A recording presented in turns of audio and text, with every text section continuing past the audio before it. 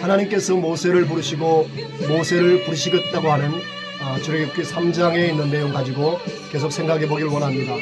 하나님께서 모세에게 나타나셔서 내가 너를 애굽에 보내겠다. 그래서 이스라엘 백성들을 구원하겠다라고 말씀합니다.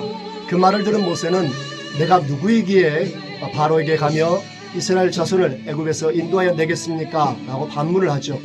하나님께서 우리에게 말씀을 주실 때, 사명을 주실 때 우리는 흔히 제가 어떻게 그 일을 하겠습니까? 내가 누구이기에 그 일을 하겠습니까? 하고 생각을 합니다. 그러나 우리는 결코 거기에 머물면 안 됩니다. 동시에 내가 반드시 너와 함께 하리라 하는 말씀을 붙잡아야만 합니다. 하나님께서 함께 하시는 것이 우리에게는 가장 큰 능력이기 때문에 그렇습니다. 하나님께서 때로 불가능한 일을 우리들에게 시키십니다. 모세에겐 바로에게 가서 이스라엘 민족을 이끌고 가나안으로 가라는 것이었고, 오병이어를 행하시는 그 기적에서는 제자들에게 너희가 먹을 것을 주어라 하신 것이었습니다. 그리고 베드로에게는 물 위로 걸어오라 하는 것이었습니다. 이해가 불가능하지만 그 말씀을 따를 때는 상상하지 못했던 엄청난 은혜를 누렸던 것을 우리는 보게 됩니다. 모세가 가진 불가능은 크게 세 가지였습니다. 애굽의 문제, 광야의 문제, 그리고 가나안의 문제였습니다.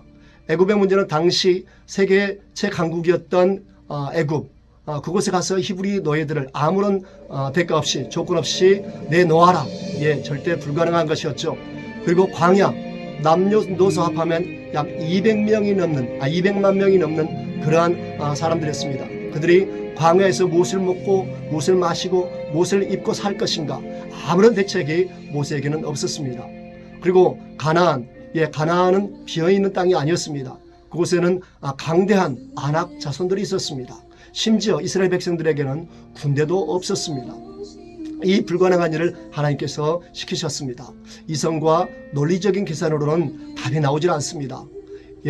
하나님께서 그런 일을 시키십니다. 하나님이 우리의 평생에 한 번도 불가능한 일을 시키지 않으실까요? 그때 우리는 내가 누구에게 라는 그 생각에만 머물면서는 안 됩니다. 반대로 하나님이 누구이신가를 생각해야 합니다. 하나님께서 시키신다면 우리는 순종하고, 그렇게 우리가 순종할 때 하나님께서는 그 일에 필요한 모든 것을 공급해 주실 것이기 때문입니다. 그래서 말씀, 복음의 말씀을 가진, 약속의 말씀을 가진 사람은 그 현실에만 결코 머물리지 않습니다. 왜냐하면 현실을 넘어서는 강력한 능력이 있기 때문입니다. 모세도 그랬습니다. 내가 누구이기에, 그렇다면 증거라도 보여주세요. 그때 하나님께서는 다시금 그에게 말씀합니다. 내가 반드시 너와 함께 하리라. 이곳에서 너희가 나를 섬기리라 말씀합니다. 모세의 입장에서는 이해가 되지 않습니다. 말이 안 됩니다. 그러나 한번 곰곰이 생각해 보면 하나님의 말씀은 증거가 필요 없다라고 말씀하신 것입니다. 왜? 그대로 될 것이기 때문에 그렇습니다. 현실이기 때문에 진짜 지혜로운 사람은 말씀에 털을 달지 않습니다. 하나님의 말씀은 현실이기 때문에 하나님께서 말씀하시면 그대로 바로 달려갑니다. 바로 목숨을 건너는 것입니다. 요수아 14장에 보면 갈렙의 얘기가 나옵니다. 45년 전에 하나님께서 주신 약속의 말씀을 받았었습니다. 내가 발로 밟는 땅은 너와 내 자손이 기업으로 받게 되리라. 비록 40년이 지나 85세가 되었지만 하나님께서 여전히 나에게 강건함을 주셨고 전쟁에 나가서 능히 싸울 수도 있다라고 대답을 합니다. 그래서 이 산은 내 것입니다. 이 산지는 내게 주십시오. 헤브론 산지를 내게 달라고 요수아에게 말씀하는 것입니다. 말을 하는 것입니다.